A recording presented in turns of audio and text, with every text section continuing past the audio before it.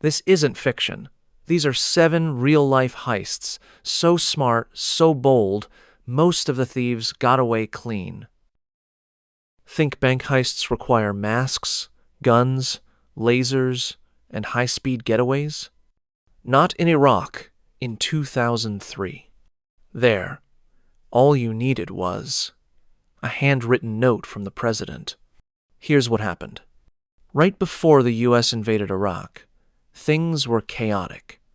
The country was on edge, and Saddam Hussein, president of Iraq, decided it was the perfect time to empty the central bank. So he wrote a short letter like a grocery list and handed it to his son, Qusay Hussein. It said, "Hi, please give my son approximately $1 billion in cash. Thanks. Signed, Saddam." And yes, the bank gave it to him. No alarms, no drama. Just 3 trucks full of cash rolling out like it was payday. No ski masks, no getaway cars, no Mission Impossible music. Just vibes and presidential authority.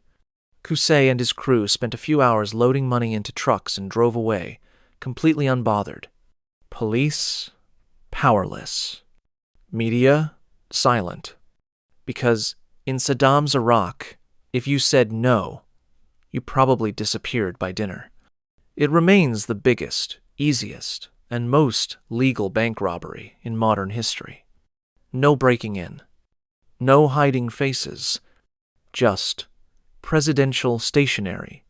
After the fall of the regime, U.S. troops found $650 million in cash, hidden behind a wall in one of Saddam's palaces. As for the rest, still missing. Maybe someone's grandma is using it to prop up her television. You think Ocean's 11 is just a movie? Well, in Belgium, 2003, a group of criminals pulled off something just as crazy, but in real life. This was the Antwerp diamond heist, and the target? A vault holding over $100 million in diamonds, gold, and other shiny, insanely expensive things. Security was so tight, people joked. If a fly entered, it would get photographed 4 times and have its family background checked. And yet, someone still broke in. The mastermind? Leonardo Notarbartolo, an Italian gentleman thief with slick hair and serious patience. He spent 2 years preparing.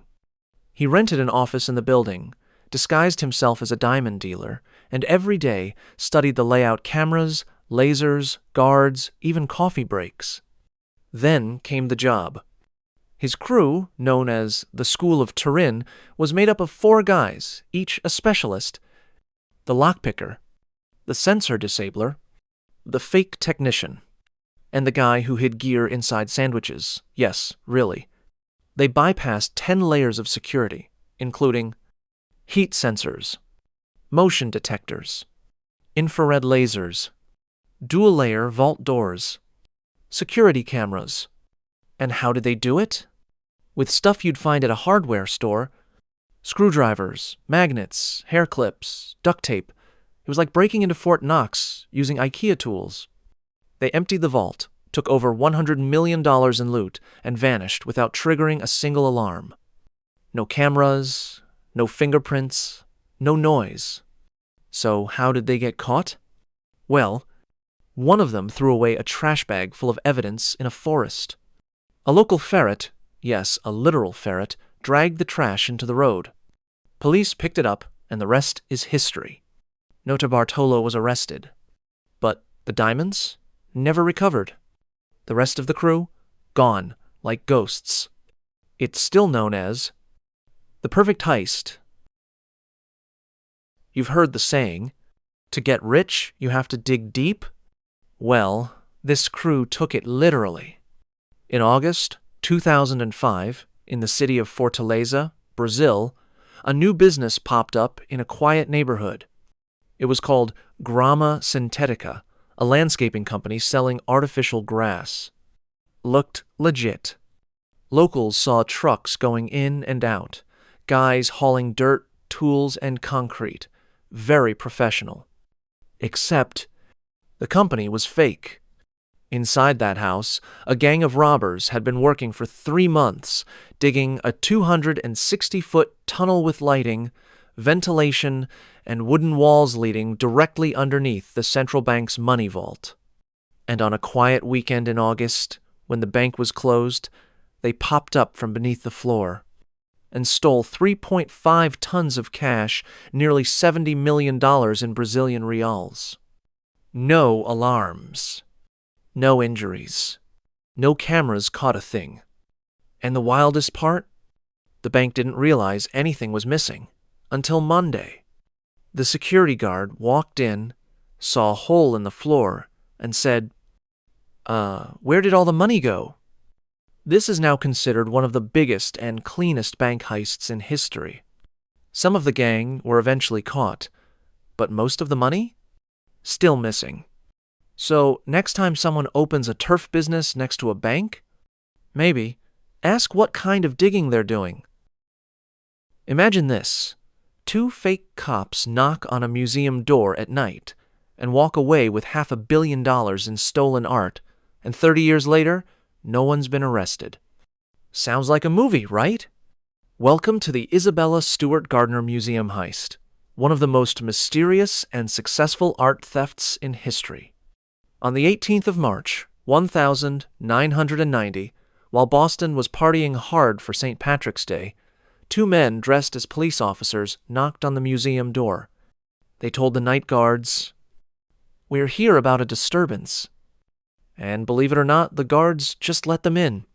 Within seconds, the officers revealed the plot. This is a robbery. They tied the guards up with duct tape and said, "Thanks, now we'll go take some art." For the next 81 minutes, the thieves roamed freely through the museum, calmly slicing paintings out of their frames, and possibly taking a coffee break while they were at it. They stole 13 masterpieces, including works by Rembrandt, Vermeer, and Degas valued at over $500 million. No alarms, no fingerprints, no security footage, and to this day, not a single arrest. The paintings are still missing. The thieves vanished. And the museum? They've left the empty frames hanging, as if waiting for the art to return. There's a $10 million reward for any info. So remember, sometimes the best heist doesn't need gadgets or gunfights, just confidence, costumes, and really good timing. What if I told you someone hijacked a plane, took the ransom, and literally jumped out midair, never to be seen again? Welcome to the legend of D.B. Cooper, the man who made history and then disappeared from it. It was the 24th of November, 1971.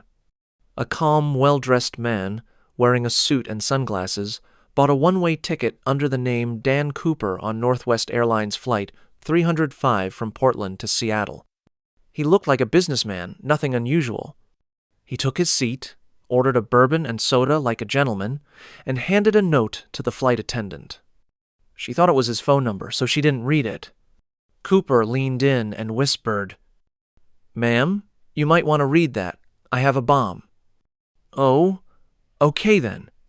He opened his briefcase just enough to show wires and red sticks, classic movie villain style, and calmly gave his demands. $200,000 in cash, 4 parachutes, and a fuel truck waiting on the tarmac. Authorities just went with it. The plane landed in Seattle, ransom delivered, passengers released, and Cooper told the crew to fly again, this time toward Mexico, slow and low. Then, about 20 minutes into the flight, Cooper opened the back stairs and jumped out of the plane, with the money, into the night, during a storm, over a forest. No one ever saw him again. FBI launched one of the biggest investigations in U.S. history. Nothing. They found some of the cash buried by a river, but not Cooper. Dead or alive, no one knows. But one thing's for sure. D.B. Cooper didn't just hijack a plane, he hijacked history. You think the biggest heists in the world take minutes? Hours? Welcome to Nigeria, where people have been stealing oil for decades and nobody's stopped them. This is the longest-running robbery of the 21st century, and nope, it's not a joke. Let's rewind. Nigeria is one of Africa's top oil producers. Every day, millions of barrels flow through pipelines stretched across jungles, swamps, and sometimes people's backyards. Then someone had a genius thought. Why not poke a little hole in the pipe and help ourselves? Pipeline tapping became a side hustle.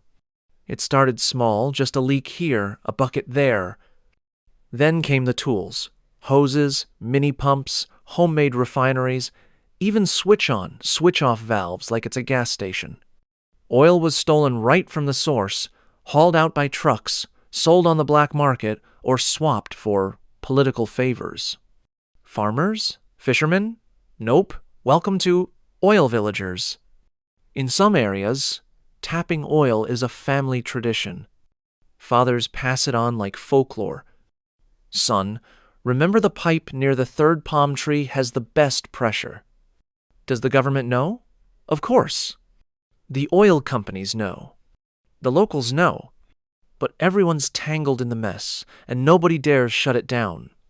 In 2022 alone, Nigeria lost nearly $600 million to oil theft in just 1 year. And the best part? No guns, no ski masks, no getaway cars. Just a pipe, a barrel, and a smile when someone asks, "Hey, what are you doing?" "Oh, just watering the crops." The smoothest, longest, and slickest heist in history is still happening.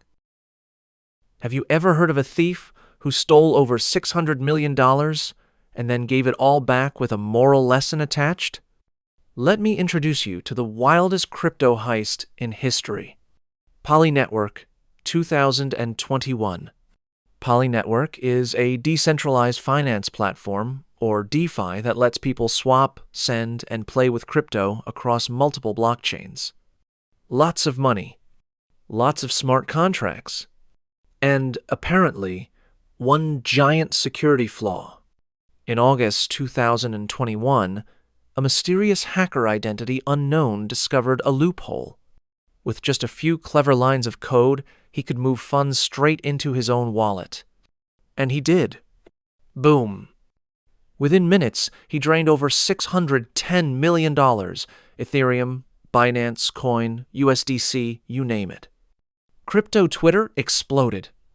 Poly Network begged, "Dear hacker, please return the funds. Pretty please. We promise we won't call the cops." And then something insane happened.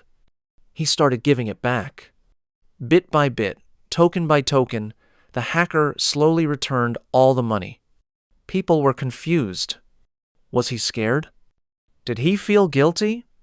Was he just really, really bored? Then came a message from the man himself, signed as Mr. Whitehat.